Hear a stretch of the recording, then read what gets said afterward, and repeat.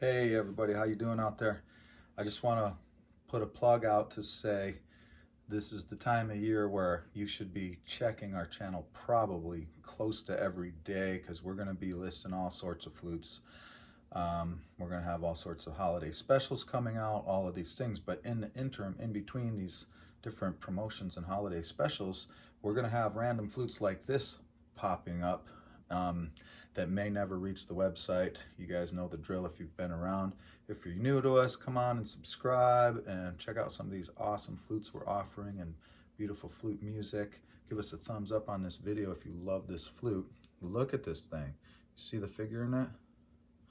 So this is some crazy old flute. This is a flute where one of my router guys made it in a 1-inch bore, but made it extra short. And I think it was a mistake, meaning it should have been a 7/8 bore. So it's been sitting, this awesome figured blank.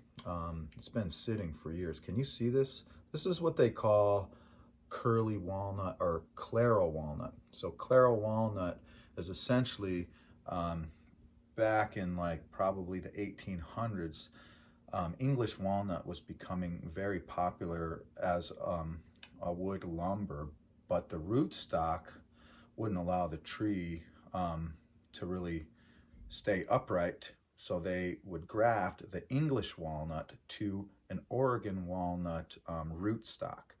And so they did that because the Oregon walnuts take a long time to grow, et cetera, but the English walnuts will grow really fast, but then they'll also hold in place with this damp soil better with the Oregon walnut rootstock. That's where the Claro walnut comes from, is where they are grafted together, creating this amazing figure and color that goes on in these. So this is what this is. Beautiful, beautiful patterns. The figure is just amazing in this piece of wood. Boy, I'll tell you, it's really hard to get a nice coat of finish on there without seeing streaking when you don't have a straight grain. But look at that figure. Isn't that amazing? Put a tung oil rub on it to really let the colors pop. We got, what do we got? Wenge accent bands in here to separate the spalted maple burl that we have for the sound blocks here and the mouthpiece. Just a dark, earthy, just beautiful creamy piece. It's got some weight to it too.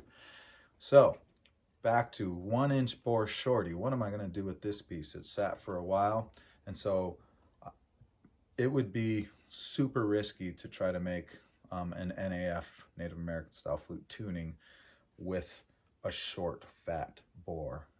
You can run into some problems in sound quality. So we decided to make it an Arabian. And the beauty about that is Arabians have a big, long, wide finger spread, and we made this in G minor. This brings the finger spread a little bit closer together. It's more comfortable to play. And it also, because of this like half step note here that's always really small, that hole is really sensitive and it wants to overblow easy, etc. And anybody who knows about flute making knows that the bigger the bore, the stronger the overblow, meaning you can blow harder on the flute without it overblowing. Creates a much more solid bottom note. So that's what we got here. Amazing figured wood. This is one and done. Obviously, we won't make any others. Check the price in the description below. This one can be yours now, and this is just a separate offering that's really doesn't have anything to do with our holiday promotions. Just wanted to let you know that this one is here, one of a kind, available. Sounds great. Of course, I'll play it for you. Really sweet sound. Like I said, really solid.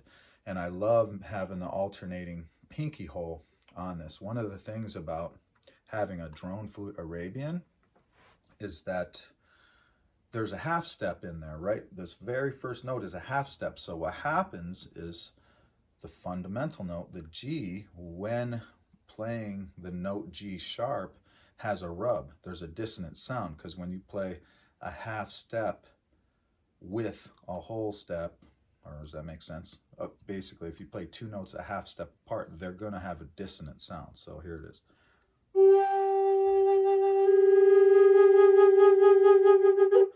And a lot of people who love Arabians really think that's cool. You know, they think that that's really cool. For me, it doesn't make as much sense in my brain. You know what I mean? So sometimes I'm like, ooh, ouch. But it's haunting. It's really kind of creepy and cool. And if you know how to play it, you know, it won't, you know, you can work around it, so to speak. But if you add this pinky hole here, that makes it to where that pinky hole harmonizes with that half step note. So now you have a way of playing it to where if you want to skip that dissonance, you don't even have to have that. So you can play it like this.